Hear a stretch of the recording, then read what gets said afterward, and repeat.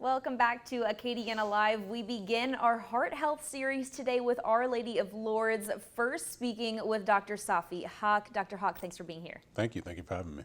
Today we're touching on the AngioVac procedure. Let's start general. What is the AngioVac procedure? So the AngioVac procedure is a percutaneous treatment, which basically means we don't have to open the patient. We use a series of wires and catheters under X-ray and echocardiographic guidance to remove clots or masses from the right upper chamber of the heart, called the right atrium. Now, how would someone know if that is an issue, you know, signs, symptoms, things like that?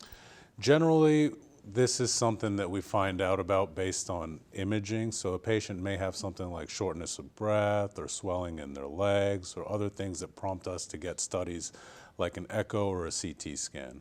If we see abnormalities like a mass or some sort of clot or something irregular in the right side of the heart, then depending on the rest of the clinical situation, that may need to come out. And so the AngioVac is one of the ways that we have to get things out of the right side of the heart. And going back to speaking about the procedure itself, about how long would something like this take?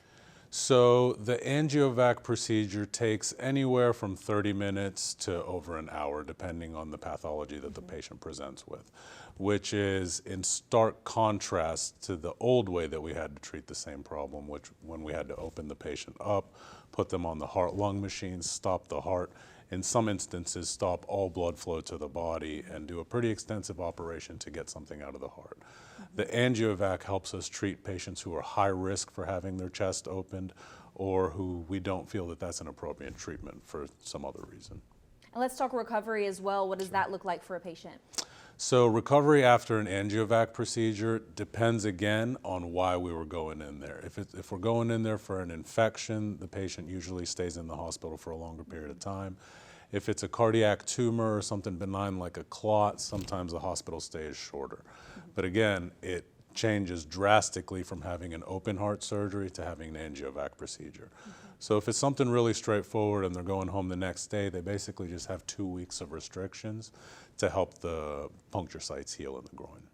And what about preparation before a surgery once it's sort of scheduled and you know that's in your future? How do you prepare leading up to the day of the AngioVac procedure?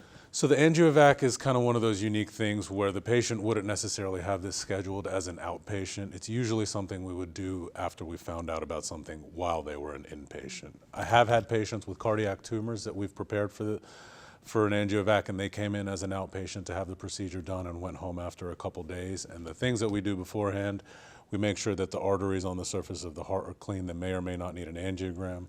They usually have a CT scan and an echocardiogram, both from the outside and both from going down the esophagus. Now, for any of our viewers watching, maybe they have more questions for you guys about the AngioVac procedure. How can they get in touch? So the patients can get in touch with us. If they look us up, they can always call the office. We're always available. And then they can also go to lourdesrmc.com for more information. Our Lady of Lourdes giving us some tips and educating us in this month's Heart Health series. Again, Dr. Haq joining us this week, and we'll have another topic for you guys next week as well. We'll be right back after the break.